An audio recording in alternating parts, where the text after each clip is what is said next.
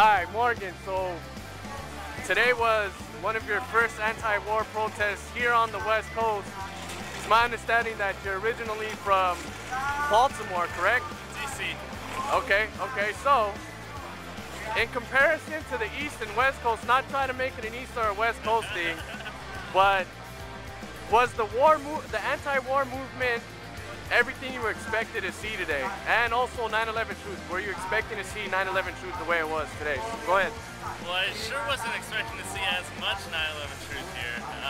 Back in DC, the protests I would go to, there was pretty minimal 9/11 truth presence.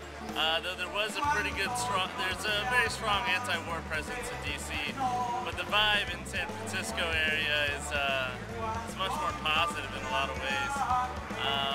For one, when I was handing out DVDs about 9/11, a lot more people already knew about it, and we're ready to discuss it on a higher level, and that's always encouraging. So you're saying that a lot of the people were more receptive, not as offended or abrasive like in the past?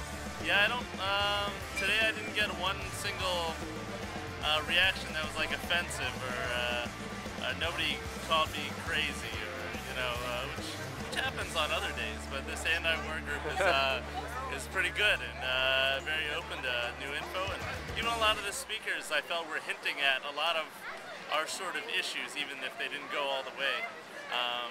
Yeah, I kind of felt the same thing too. They briefly mentioned the banks, but can you elaborate a little bit more on how the banks stand to profit from the war and the war on terror and all this that's going on, and 9/11 as well? Yeah. Well, I was at a drug policy conference last weekend, and I saw a great speaker who was talking about the border security industrial complex. And she was explaining, how these same companies like Boeing and Raytheon, and they're milking the border security as industrial. So we have military industrial complex, border security industrial complex, prison industrial complex. I'm going to call it the corporate industrial complex, and the bank industry is totally wrapped in with that. They, they're the yin and yang, feeding each other in that infinite loop of consolidating wealth. So at the end of the day, those banks and corporations are ultimately deciding what countries go to war, what people die, and how many. So would you agree that it would be safe to say that though the United States is a capitalist society, we're living under gangster crony corporatism and what's the word? Yeah, we've got some sort of mutant capitalism or crony capitalism. Crony capitalism, there you go. That it's not what we were taught in grade school. It's not it's not the free market. It's the rigged market.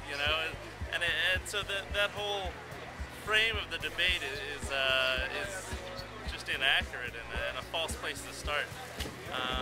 Luckily, there's enough people here, and thank goodness for you guys and us being out here helping bullhorn and wake people up to those extra levels.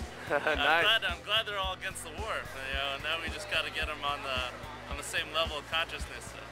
Yep. Once you get there, once we agree that we're all against the war, now the next step is to get everyone to agree that 9/11 was an inside job. And I'm gonna go ahead and end the interview at that. Before I go, is there anything else you'd like to add or say or?